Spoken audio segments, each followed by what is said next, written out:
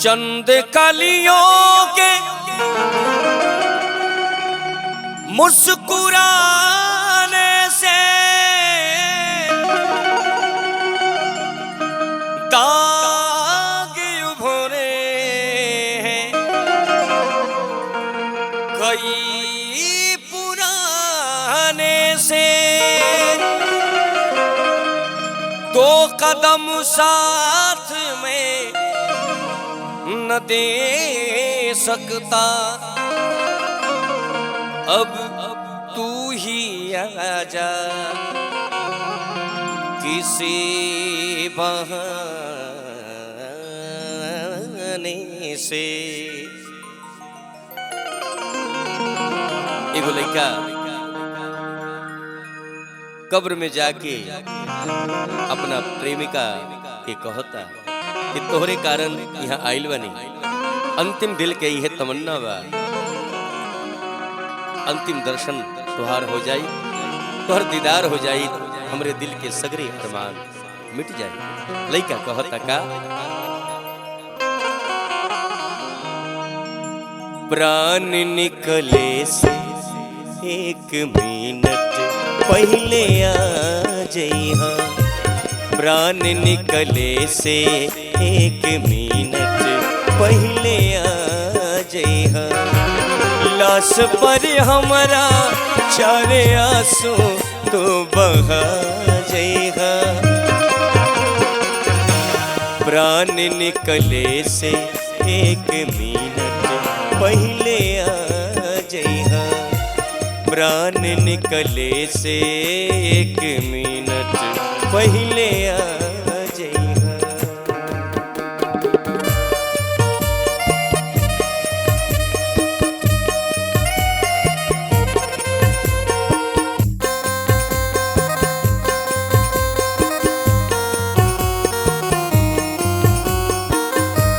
दिल में आई जमन करिहा तोहर मरी जीवा,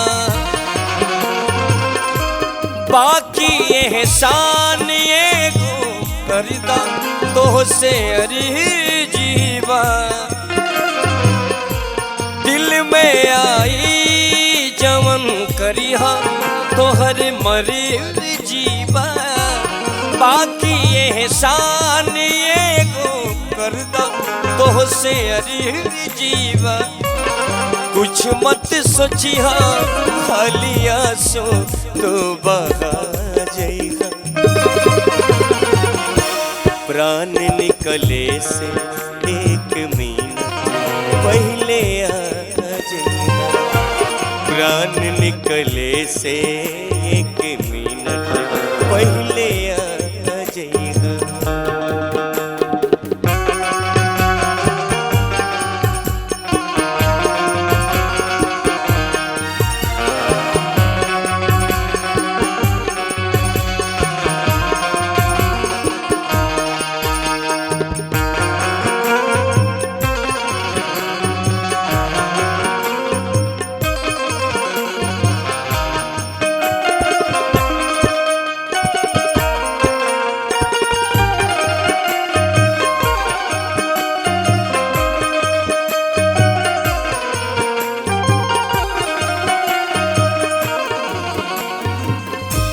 तोहरा सिवा के हो दुनिया में मोर नहीं लिखे हो,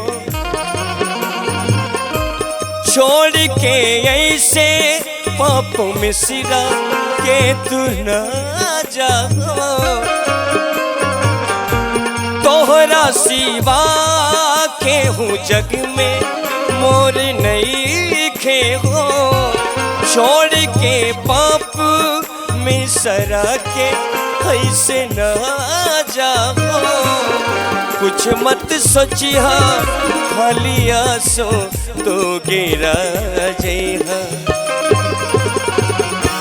प्राण निकले से एक मिनट पहले आ जइहा, प्राण निकले से एक मिनट पहले आ जइहा।